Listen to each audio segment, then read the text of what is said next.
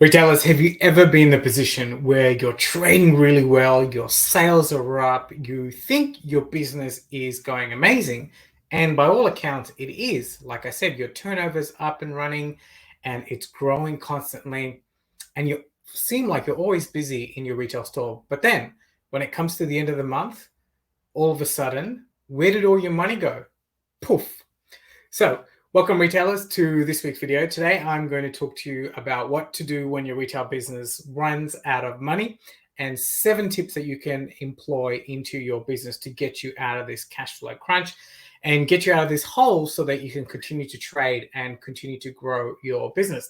For those of you who don't know, my name is Alvin. I'm the retail business coach that helps retail business owners grow their business real fast. If you're new here, please make sure you smash that subscribe button.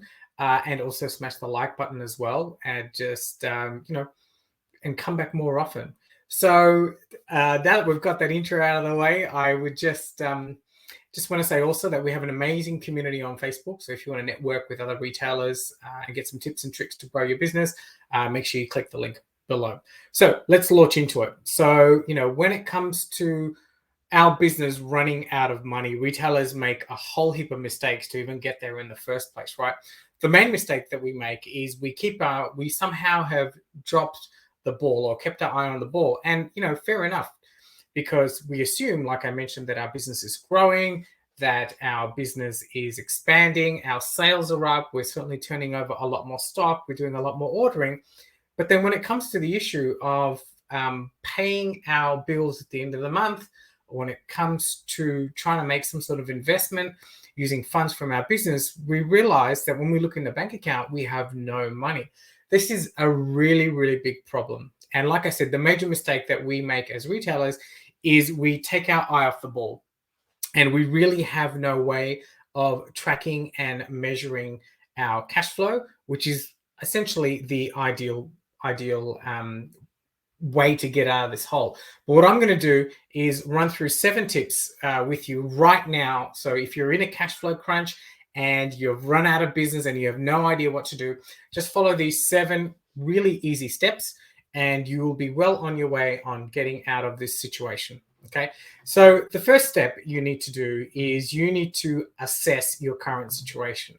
So this is where we pull our head out of the sand, and we need to now get an understanding of what's going on. And this involves a few steps. You need to contact your bookkeeper or your accountant and tell them, hey, I'm going through this situation at the moment. I need some help. Can you provide me with some reports? You need to go through all your reports, your profit and loss, your balance sheet, and try and figure out where all this money is going so you can start to see that. Now, for many of us retailers, going through these financials is super confusing, right? I mean, we haven't been taught how to read financials. We, don't necessarily know what all the numbers mean. Having said that, it's really important that we have a basic understanding.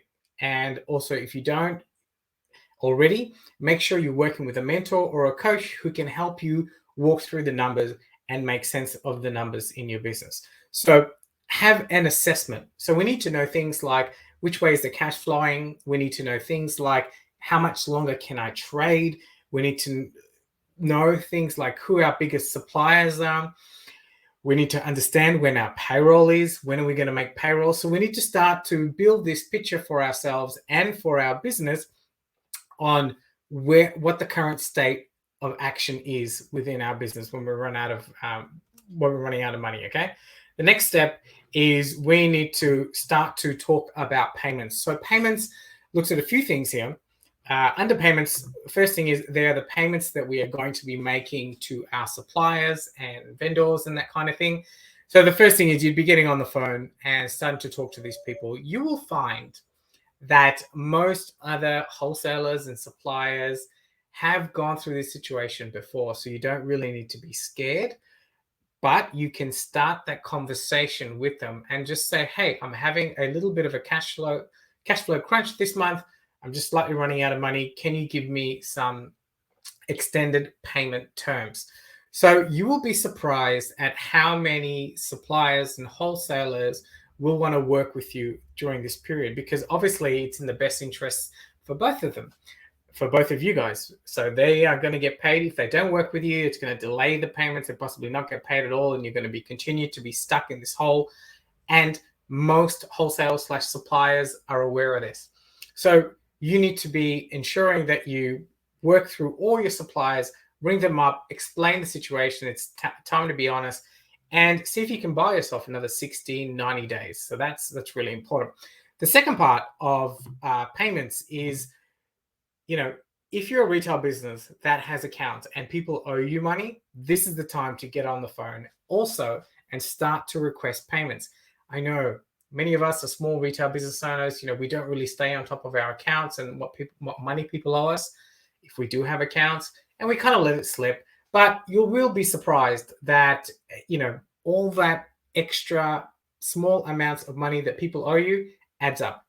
So it's really important that you stay on top of that initially. But right now, while we're going through this situation where our retail business is running out of money, we need to start ringing them, sending them letters, starting to get more funds through the door. So that's really, really important. So that's the whole payment side of it. The next thing is the expenses, right? So many of us, as retail business owners, we haven't taken the time to review our expenses. So the same thing as deferring payments. This is a good time now in this moment of stress to start looking through at all our expenses and start cutting off, unnecessary things. You would need to have a look at perhaps your staffing. Is maybe you're over rostering your team at different times, and if you have the ability to chop some hours within reason, because you're overstaffed in these areas at these particular times, now is the time to do it. Also, this is a really, really good time to start looking at all those other automatic direct debit expenses that come out of our credit card or bank account every month. You may be looking at things like, mobile phones that you weren't aware of, subscriptions that you're not aware of. And now is a good time to talk to some other suppliers and your utility suppliers as well. While you're at it, you may as well just start to go really, really hard and start to slash all your expenses. Okay, so that's really, really important. Next thing, we need to start to get some quick wins in our retail business. So what do I mean by quick wins? We're going through this period where we're temporarily running out of money. So we need to start to see how we can get some cash into our bank account, right? So that can be a few minor things, really, is starting to have a look at how much excess stock do we have? How much dead stock do we have? Can we quickly turn that over into cash? So can we do some sort of quick fire sale for stock that's already dead? What else can we do in our store to create quick wins? Are there some promotions that we've been delaying implementing into our store? What about the team training that we've been delaying implementing into our store? So there's some of the quick wins that you can start to employ in your retail business to get some excess cash through the door. Really, really, really easy thing to do and really, really important. The next thing is we can start to look at some outside funding. So this is many of us really are hesitant about using outside funding, but if we can use outside funding intelligently, you can get short-term loans at pretty reasonable rates just to tie you over during this period. Now is the time to start exploring that. Perhaps you may need to hit up some friends or family and borrow some money very, very quickly just to tie you over, because without that, you're going to be in a whole heap of trouble and a whole heap of stress and a lot of strife. So now's the time to sort of start to look into the market and getting some outside funding into your business. The next part is we need to start looking at our average dollar sale.